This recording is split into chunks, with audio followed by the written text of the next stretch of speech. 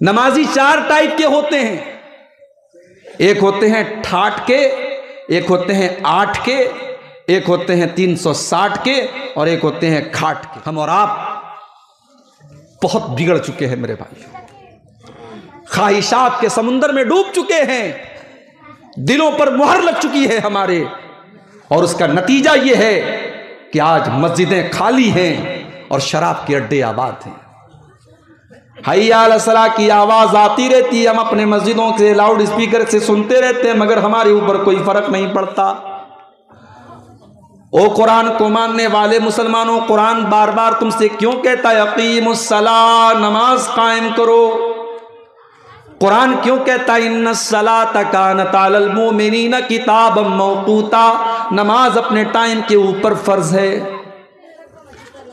कुरान क्यों कहता है कि जंग के हालात भी अगर वो सामने दुश्मन से लड़ाई हो रही हो, वहां पर भी नमाज माफ नहीं है। आधे लोग नमाज पढ़ेंगे, आधे लोग दुश्मन का सामना करेंगे, जंग के मैदान में तरीका बदल जाएगा, मगर वहां पर भी नमाज आपको पढ़नी पड़ेगी।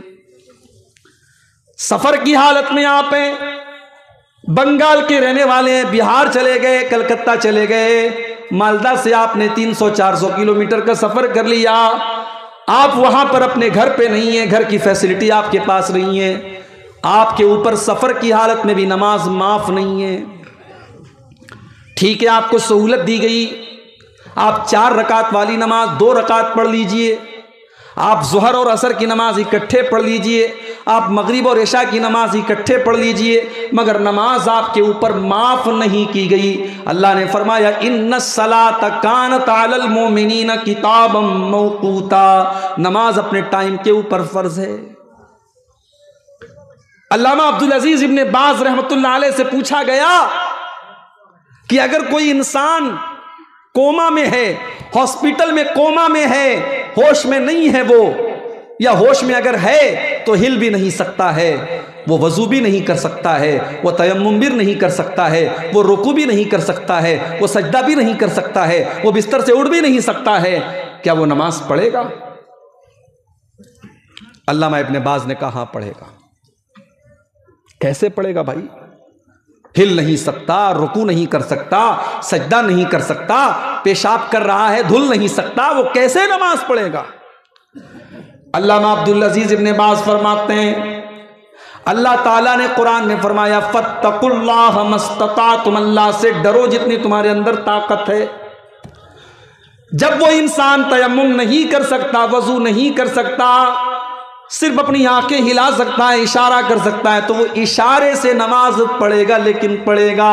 नमाज उस हालत में भी माफ नहीं है। ओ लोगों, हम नमाज न पढ़ने का क्या एक्सक्यूज अल्लाह की बारगाह में पेश करेंगे? जरा हम सोचें, क्या बहाना हम पेश करेंगे? हट्टे कट्टे हैं, तंदुरुस्त है, कमा रहे हैं, कारोबार कर रहे हैं, सारे काम दुनिया के कर रहे हैं, बस नमाज नहीं पढ़ रहे हैं।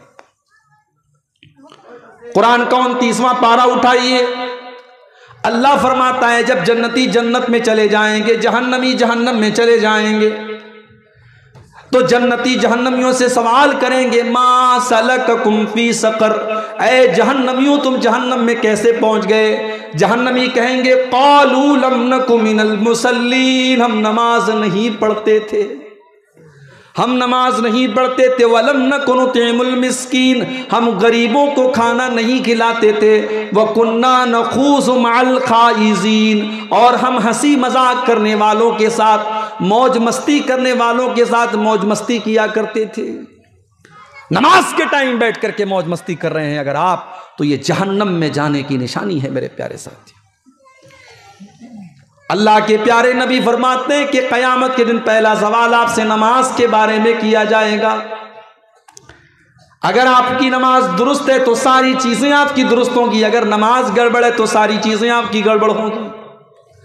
कलमा पढ़ने के बाद, तौहीद के बाद, ला इलाहा इल्लल्लाह और मुहम्मद रसूलुल्लाह कहने के बाद, इस्लाम में अगर सबसे महत्वपूर्ण अगर कोई चीज है, सबसे इंपॉर्टेंट अगर कोई चीज है तो नमाज है मेरे भाइयों।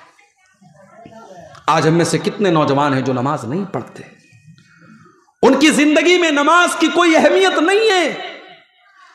हाँ, जुमा का दिन आता है, मौलाना अताउल्लाह शाह बुखारी बहुत बड़े आलिम थे पाकिस्तान के, वो कहते थे नमाजी 4 तरीके के होते हैं, नमाजी 4 टाइप के होते हैं। एक होते हैं ठाठ के, एक होते हैं 8 के, एक होते हैं 360 के, और एक होते हैं खाट के। पूछा गया इसका क्या मतलब है? बोले ठाठ के नमाजी वो हैं जो 5 टाइम की नमाज पढ़ते हैं अल्लाह के रसूल के तरीके के मुताबिक।